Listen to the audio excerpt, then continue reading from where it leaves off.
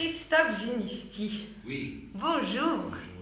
Vous montez aujourd'hui un festival, le Festival de Romans, qui est donc le Festival international de la création sur Internet. Vous avez un parcours plutôt atypique. Qu'est-ce qui fait que vous avez pris une place comme ça dans la création artistique? Mon parcours, il est finalement très droit. J'ai créé ma première société, Rumeur Publique, quand j'avais 24 ans.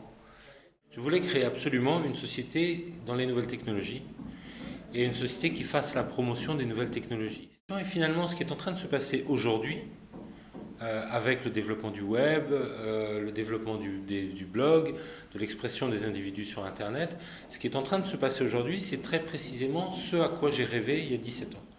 C'est ce que j'imaginais qu'il pourrait se passer avec les nouvelles technologies est en train de se produire simplement maintenant. Mais ça se produit de façon planétaire, ça se produit de façon gigantesque.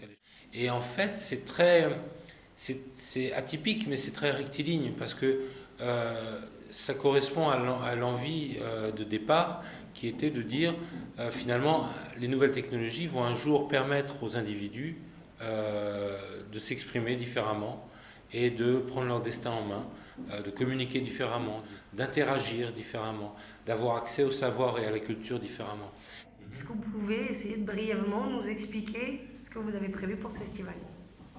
Alors, le festival de la création sur Internet à Romans va permettre à des individus amateurs dans la plupart des cas, de proposer leur création dans 9 catégories.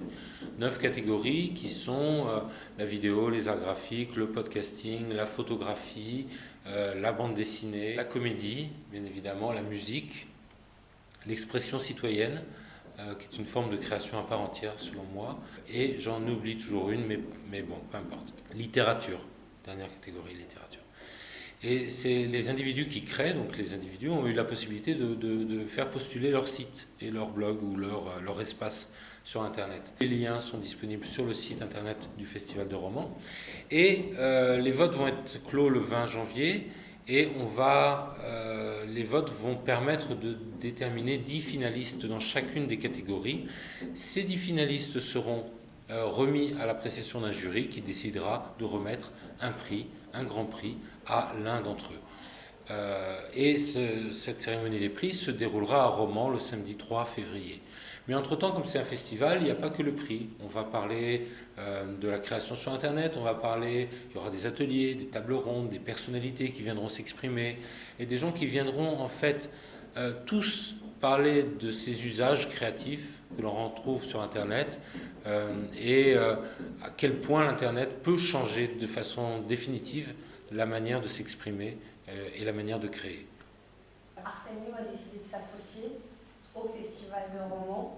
Vous avez une démarche qui est très proche de la nôtre dans le respect du public, dans le respect de la création artistique et l'utilisation des nouvelles technologies.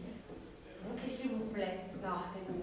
Ce qui me plaît dans Artenio, c'est effectivement l'implication au service des artistes, c'est-à-dire l'implication au service de la création. Je pense qu'il y a la même philosophie entre Artenio et le festival, c'est cette volonté de se mettre au service des gens et de se mettre au service des gens en leur donnant une plateforme pour s'exprimer et la possibilité d'être révélés. Merci beaucoup Christophe Ginisti. Merci à vous. De nous parler et puis très bientôt à Romans. Et on se voit à Romans. Merci. Au revoir. Au revoir.